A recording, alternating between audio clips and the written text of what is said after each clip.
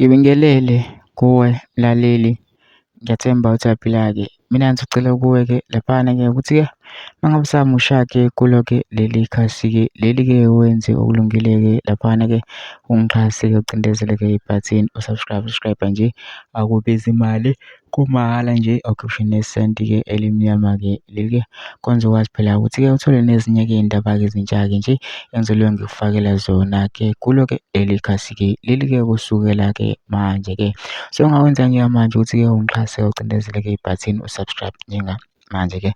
Udaba ngilethele lona-ke namhlanje-ke lana-ke ngilethe-ke ividiyo-ke yomunye-ke laphana-ke umlisa-ke oyi-M_K-ke oyimemba-ke MK eqavile-ke laphana-ke ehlaziya-ke inkulumo-ke kaMalema-ke laphana-ke ayethule ngenkathi-ke ela eThekwini-ke laphana-ke esi-I_C laphana-ke eveza-ke laphana-ke okunye-ke nge-M_K-ke okungaziwa-ke laphana-ke nangoZuma-ke laphana-ke. Kodwa-ke angifuni ukuthi wezwa ngami-ke mina-ke phela nje into nje udlala-ke ividiyo yakhe-ke lo mlisa-ke uzizwele-ke wona ukuthi-ke uthini-ke. Mina ngizongicela phela usuzwile-ke le vidiyo le, ngena kuma-comment section-ke ufishiye uvo lwakho ukuthi wena-ke ucabangani-ke ngalo-ke lolu daba-ke lolu-ke bese ucindezela nebhathini nje usubscribe nje akubizi imali, kumahhala nje ukhiphe nesenti-ke elimnyama-ke. Leli-ke khonza ukwazi-ke phela ukuthi-ke uthole nezinye-ke iy'ndaba-ke ezintsha-ke nje engizobe ngikufakela zona-ke kulo-ke leli khasi-ke leli-ke kusukela-ke manje-ke. Nayo-ke le vidiyo-ke awuyithokozele.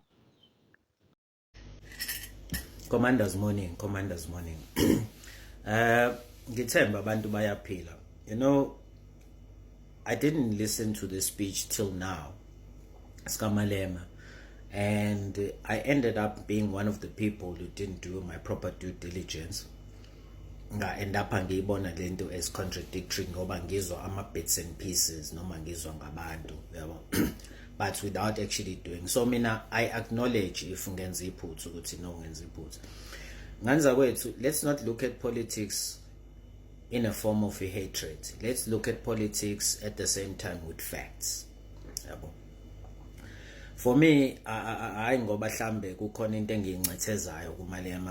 I'm MK and I'm a good standing member of MK party and angincethezi but ngiyathanda ukuthi izinto ngizisho ngama facts. Yabona uMalema according to his speech sakhe it does acknowledge ukuthi i-MK party ize nge-tsunami and they were shocked. Ngifuna ukuya kulento lena ukuthi umbize ngo-old man.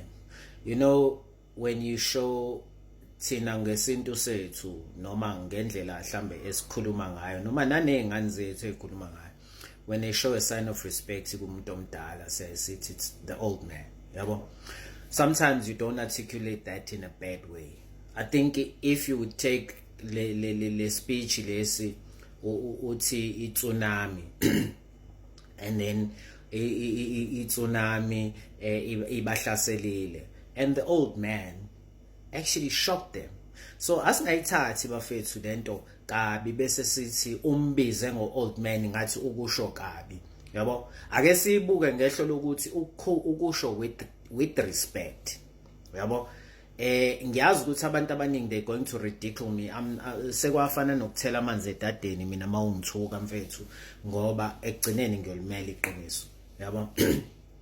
So asingathathi ngeinhliziyo lezi ezimbi noma sithathe ngemqondo emfishane bese siba nehatred phakathi bese sithi hayi uMalema lento uyisho kabi umbiza ngo-old man.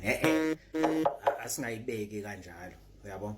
Ake sibuke ngendlela yokuthi ube articulate ngokuthi bengafuna ukumention igama lakhe kahle kahle athi President Zuma ngoba isemngcwabeni number 1, because it's not about I'm a president, it's about umngcwabo. So mhlambe ubeyisho lento with the respect he has for the man ukuthi the old man. Nami uZuma ngiyambiza ngo-old man. Le ndoda endala madoda yabo leyo nto leyo. So bafethu, sometimes we just need to look at things in that manner.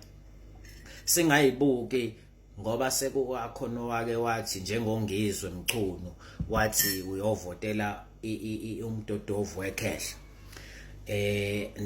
nabanye abashoyo ombalula yabo.